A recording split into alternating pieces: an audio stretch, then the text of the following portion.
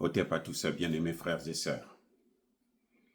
Comment Donald Trump a détruit, je dis bien détruit, la carrière politique de Marco Rubio, son secrétaire d'État. Ça dit que c'est difficile à comprendre si on ne suit pas la politique américaine ou même internationale de près. Donald Trump a détruit Marco Rubio comme George W. Bush avait détruit Colin Powell. La même méthode, les mêmes causes produisent les mêmes effets. Donald Trump a piégé Marco Rubio. Comment? En quoi faisant? Et pourquoi il a fait? La haine, parce qu'il ne l'aime pas du tout. Il se venge. Oui.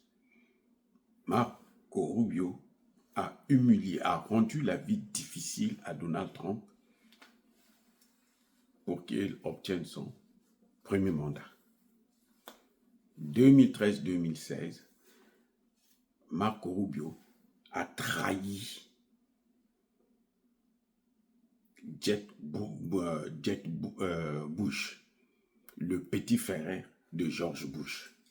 Il voulait faire le triplé, quoi. Le père, le fils et le cadet. Le fils cadet. Le père Bush a pris le pouvoir. Le fils George Bush a pris le pouvoir.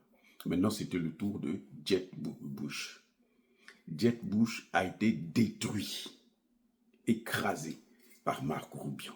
Vous voyez, c'est Marco Rubio qui l'a bousillé parce qu'il était trop ambitieux. Comme il avait vu Barack Obama a été élu président, donc lui aussi il voulait être le Barack, on l'appelait ici le Barack Obama hispanique.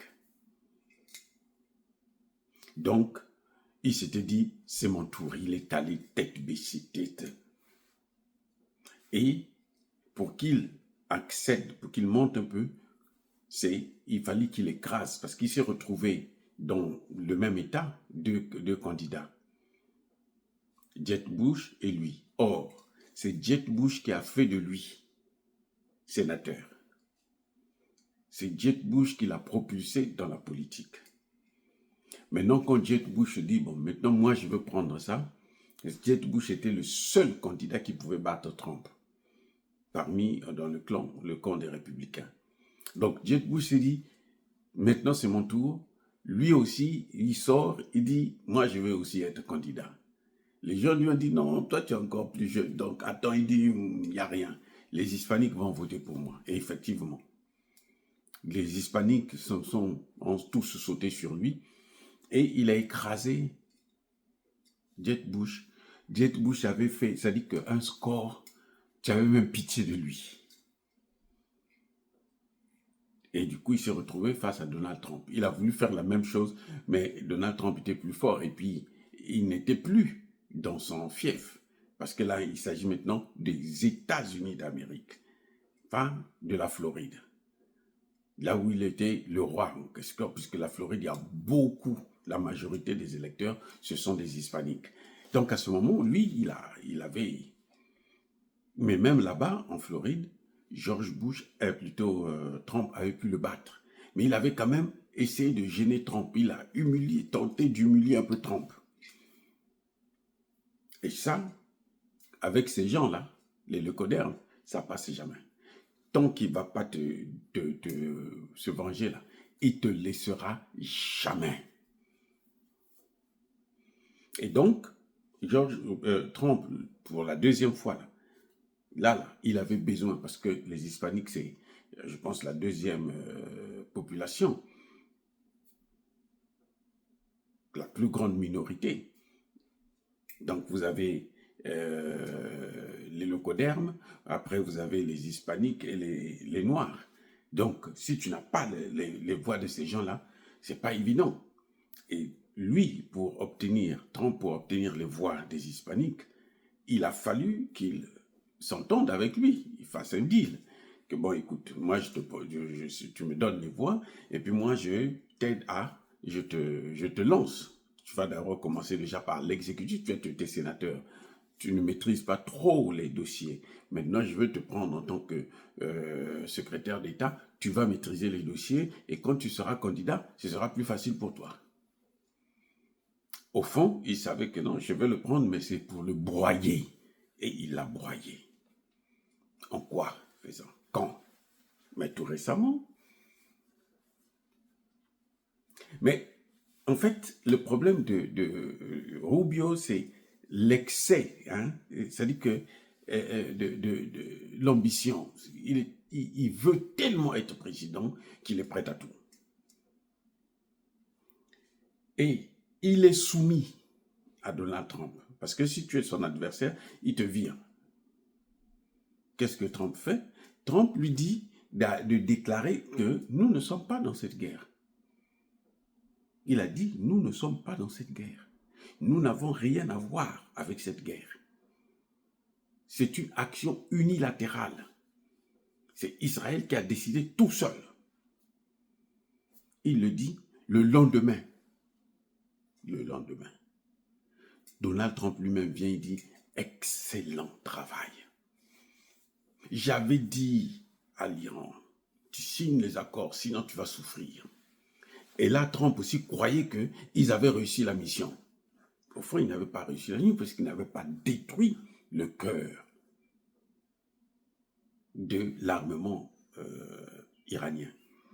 Mais en tout cas, quand Trump le déclare, il est en train de dire au monde entier que c'est mon opération.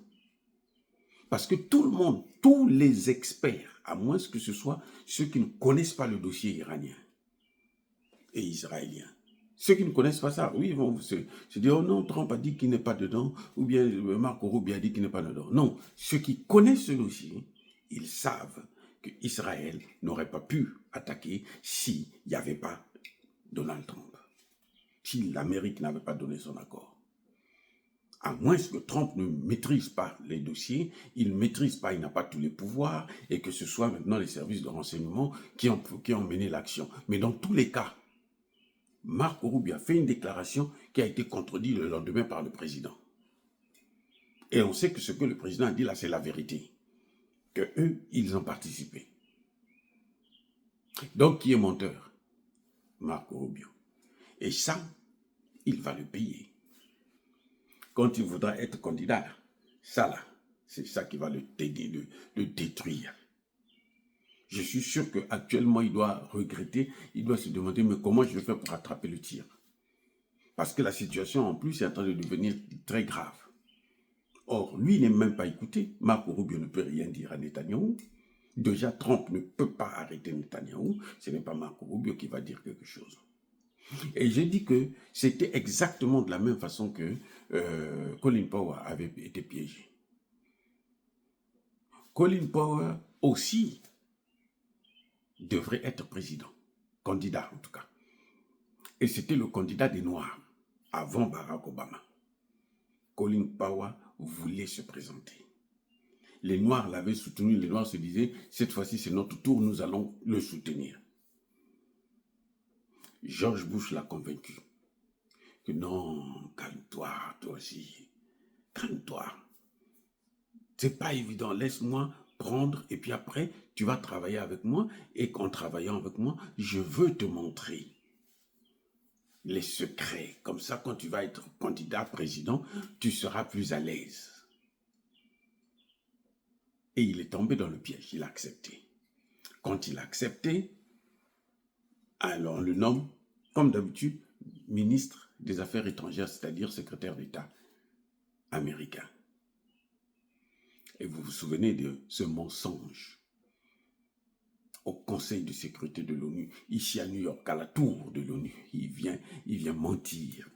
Après la guerre, on dit, mais Colin Powell, où sont vous avez gagné la guerre. Montrez-nous maintenant les preuves qu'il avait des armes.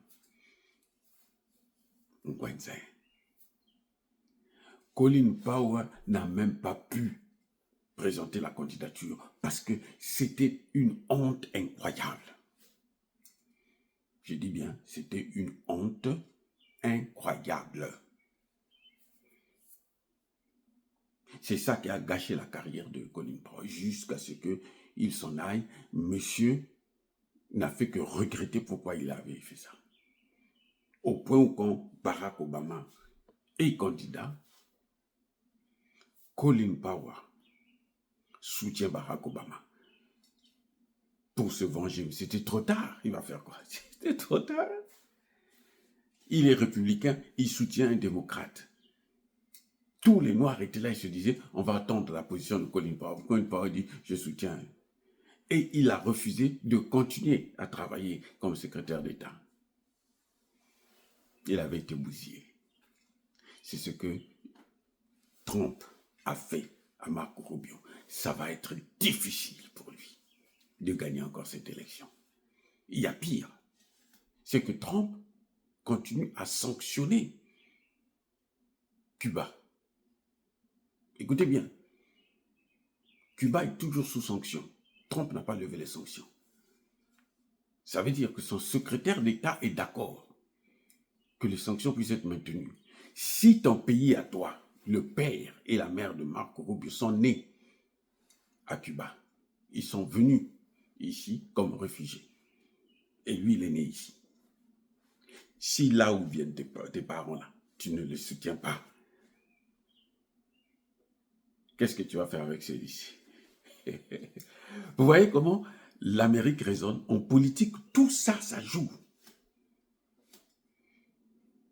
Donc, les deux choses-là seulement, le fait qu'il continue à garder les sanctions contre, il ne s'est jamais opposé, hein, garder les sanctions contre Cuba, et là, le mensonge grossier, sa carrière est terminée. Il peut peut-être continuer à être sénateur, mais président, je suis très, très, très dubitatif. Ça m'étonnerait vraiment. Connaissant ces gens-là, ça m'étonnerait. Les amis, soyez bénis.